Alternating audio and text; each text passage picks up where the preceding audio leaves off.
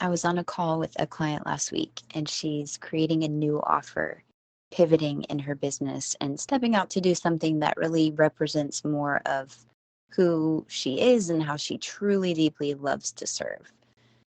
Playing it safe, like, maybe with a copy course or something. And now she's expanding into what she truly loves to study and practice and talk about.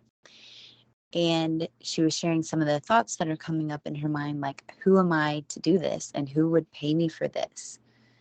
And why? Why would someone pay me for this? And I was like, actually, those are really great questions. So let's answer them. Because it seems like the common practice is to say, silence your inner critic and squash your inner mean girl, or whatever you want to call it. But it's my understanding that that voice, within reason, is actually serving a very deep purpose, almost intuitive purpose, where it's asking questions because we actually have some doubts that we need to address. And they're good questions. Think about it. Who are you to do this? Make a list. Check it twice. Like, actually write it down. Who are you to do this? What makes you so special? Seriously.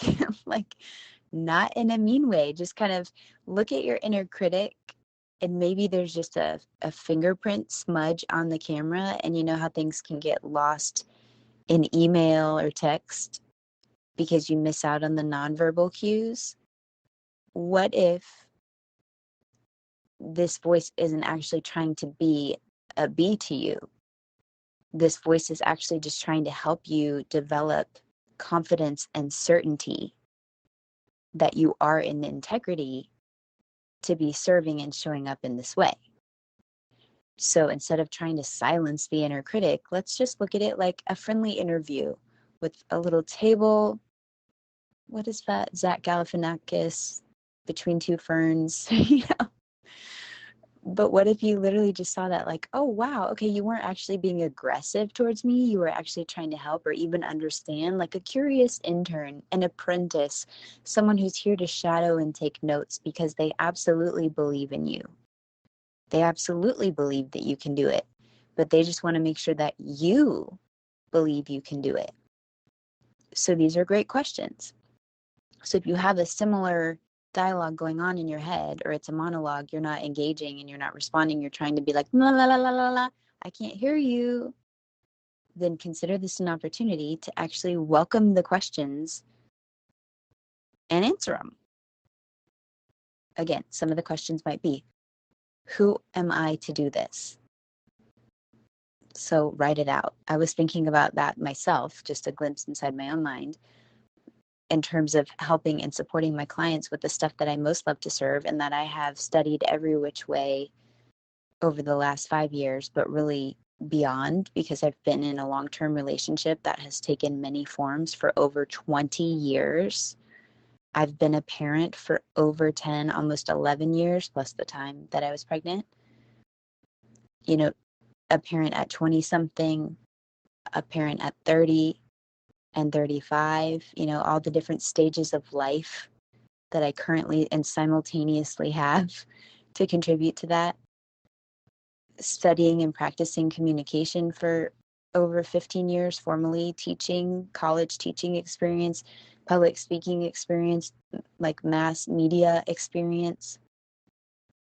A wild story in the online business space of, well, if you haven't heard the story, check out episode 1 of the Nap Time Empires podcast. It was a wild story. And then like stepping away from it intentionally, but then not so intentionally, and like not being willing to let things go and slow down. I've got a lot of lifetimes that I've lived, and I've actually paid a whole lot of money and invested in my own continuing education and working with professionals in various modalities. So these are just some of the answers, sample answers, when I ask myself this question of who am I and what makes me so special. But I'm wondering if you run these questions through your own mind before you put yourself out there. Not like you have to have a perfect answer or a certain number of answers.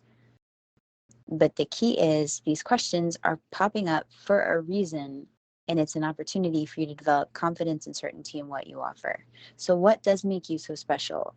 And what did you do to deserve this desired outcome?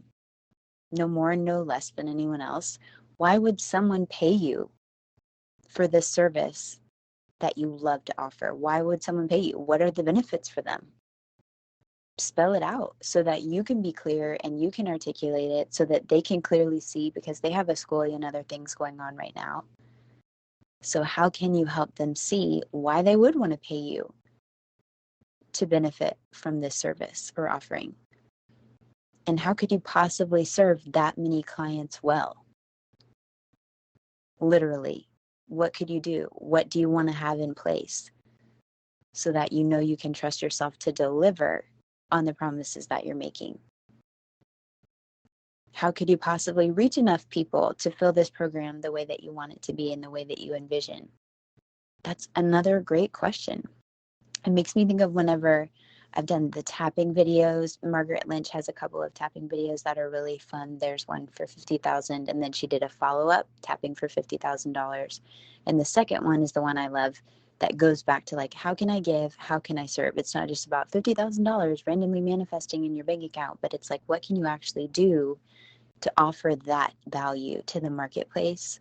And I like to play with bigger numbers just because I really love to like expand my mind and really think bigger.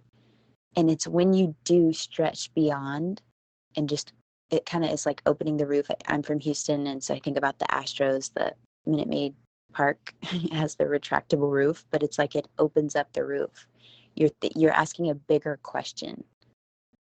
And so you're going to have more creative ideas and thought experiments, and it stretches you. And then if you land in the cheap seats, or right there in the dugout, or whatever it's called, I don't know. I don't really go to baseball games. I've been there a couple times. But it's like, at least you have expanded your mind to come up with some really fun ideas you might not have thought about if you ask quality questions. Can you tell I have my retainers in right now? Everyone's asleep. This is a bedtime recording, but it just came to mind and I wanted to get it to you while it's fresh. So that is my challenge for you today. Next time you hear a sassy pants question in your mind and it seems like it's got, a tude with it, just think about like, oh, actually, great question. I'm so glad you asked.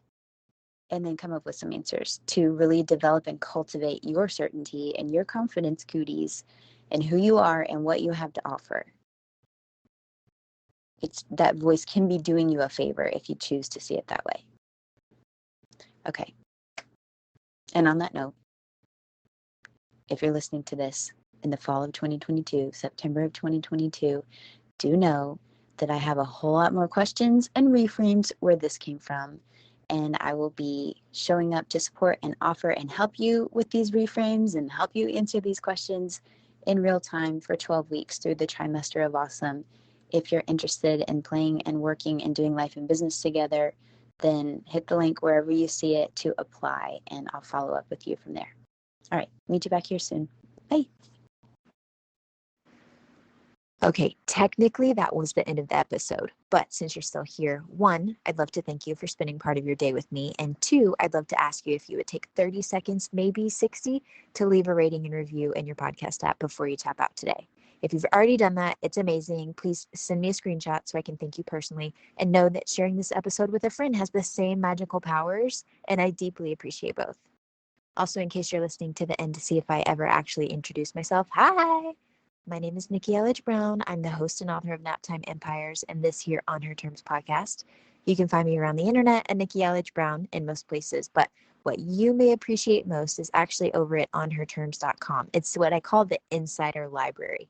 It's where you can get inside scoop, first listen rights, email updates every time there's a new episode, and then special insider only bonus content. It's all over in our private feed.